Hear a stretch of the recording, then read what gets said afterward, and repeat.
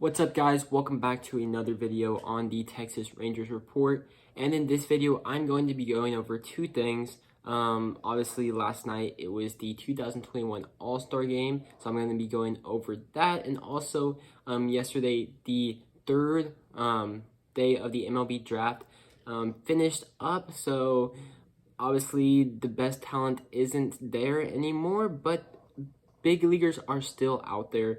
Talent is still out there to be found. I mean, just look at the All-Star teams from this year. JD Martinez was a 20th rounder, Cedric Mullins, an 11th rounder.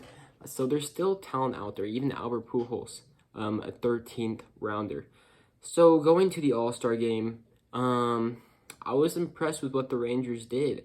They're representing our ball club well. Kyle Gibson had an inning of scoreless baseball, and obviously pitchers are just going to pitch an inning and then they're done.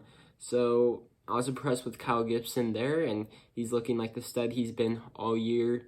And I'm sad to say this with Kyle, but I mean, we want him to pitch well to enhance his trade value before the July 31st trade deadline, because we're building up this farm system to hopefully contend maybe year 2023, and that trade is going to help out a lot. Joey Gallo got a walk. He just showed that he has advanced at bats every single game. And Adolis Garcia, he struck out. He had some bad swings, but he had a rocket up the middle for a double. Actually, he made a good hustle on the play, and he got it to a double. So I was impressed with what the Rangers did. They're showing that they, like, obviously we're in last place in the AL West, but we have some ball players. We just need to keep on developing the farm system, and we did that with a good draft class. I'm going to get into that, and we need to get those guys developing and up to the major leagues. So that's all for the All-Star game. Now going to the 2021 MLB draft. So obviously we took Jack Leiter in the first round, second overall pick. I'm going to go pick by pick, and if I know anything about these guys, I'm going to give it to you guys straight. There's going to be a lot of guys I don't really know anything about, but I'm going straight into it. In the second round, the Texas Rangers selected Aaron Zavala, outfielder from the University of Oregon, and this is a really solid pick by the Rangers.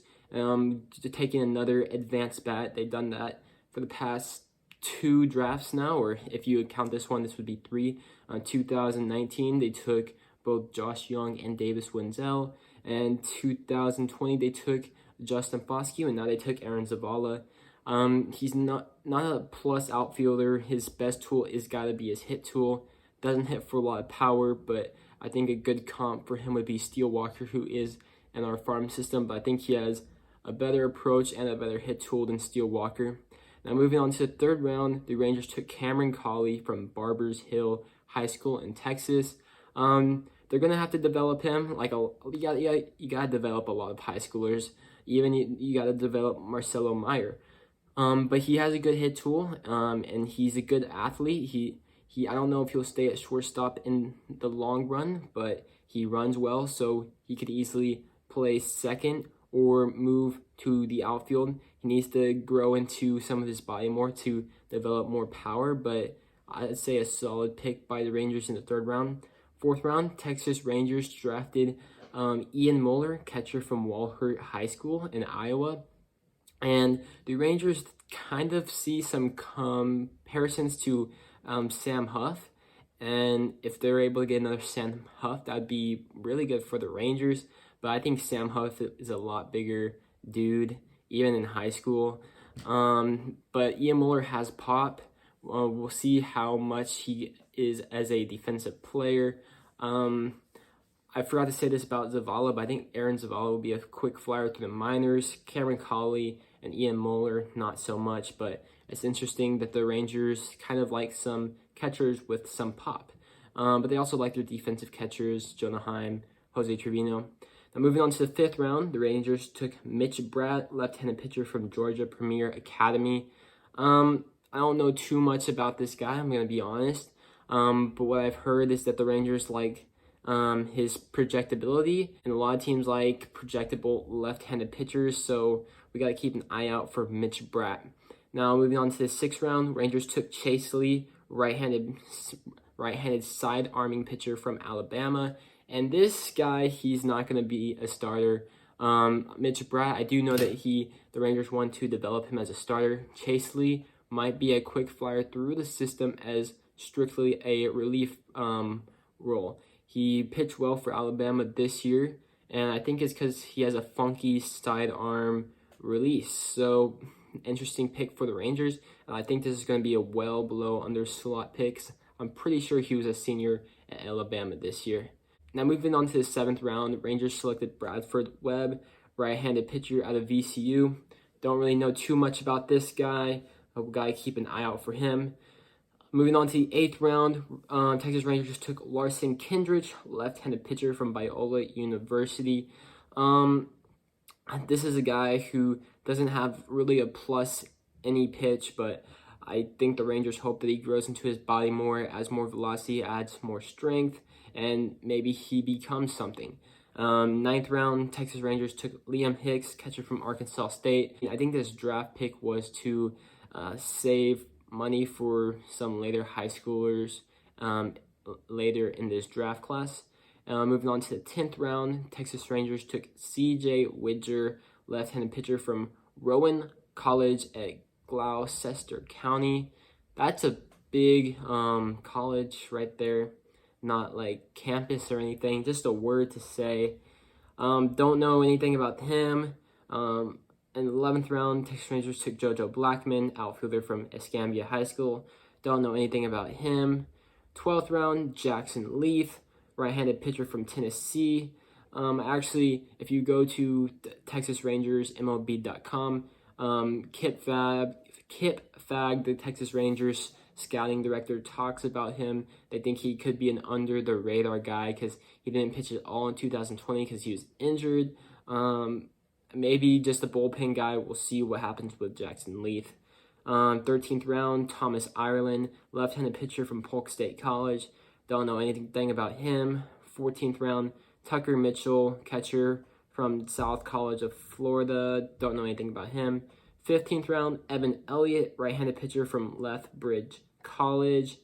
Don't know anything about him.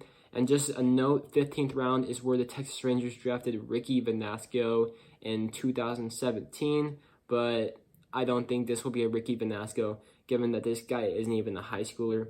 But moving down to the 16th round, Ryan Uri, don't know how to pronounce that, left-handed pitcher from Eaton High School.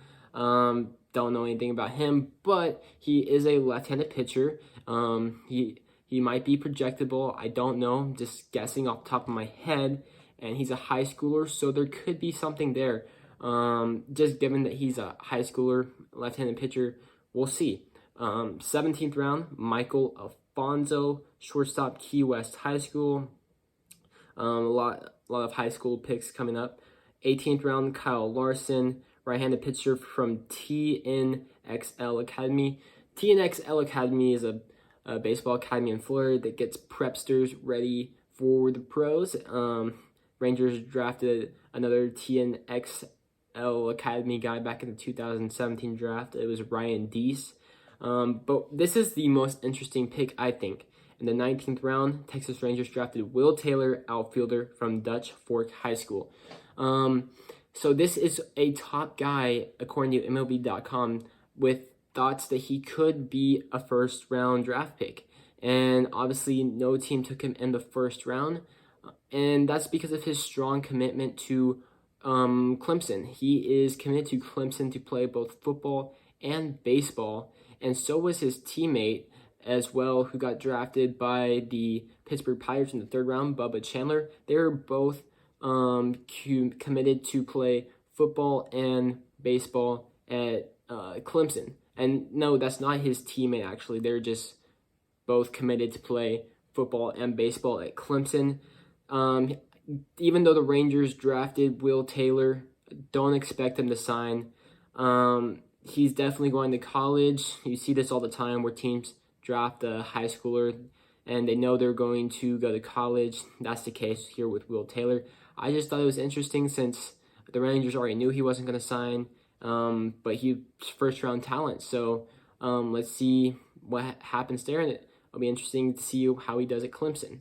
And the 20th round, the last pick for the Texas Rangers, they take Joseph Montalvo, a pitcher from Central Point Christian Academy. I don't even know if that's a college. It sounds like a high school. So it's interesting that the last 5 rounds, the Rangers took high schoolers. If Joseph Montalvo is a high schooler, they didn't take a lot of high schoolers early. It was only Cameron Cauley, Ian Moeller, and Mitch Bratt. And then they took a lot of college pitchers. So my overall thought on this draft, Jack Leiter, great pick. Aaron Zavala, solid pick. And then you took some developmental guys, Cameron Cauley, Ian Moeller, Mitch Bratt. We'll see. We got to see. You can't grade a draft class right after the draft. You got to maybe go 3-4 years into the future. So if I'm grading a draft class, like a 2016 draft class, 2017 draft class, I can actually grade that because people from 2016 and 2017 have actually reached the majors. But we'll just see. There's definitely some talent here, and don't underrate the later picks because you can always find talent in the later rounds. But yeah, so today's video I talked about the 2021 All-Stars for the Texas Rangers and how they did in the All-Star game, and the Day 2 and Day 3 picks for the Texas Rangers and the 2021 MLB Draft. If you stay to the very end, I really appreciate that. But if you could hit that like button, I would also appreciate that. And subscribe to the channel because I'm your #1 source for all things Rangers on YouTube. With that being said, I'll see you all in the next one. Peace.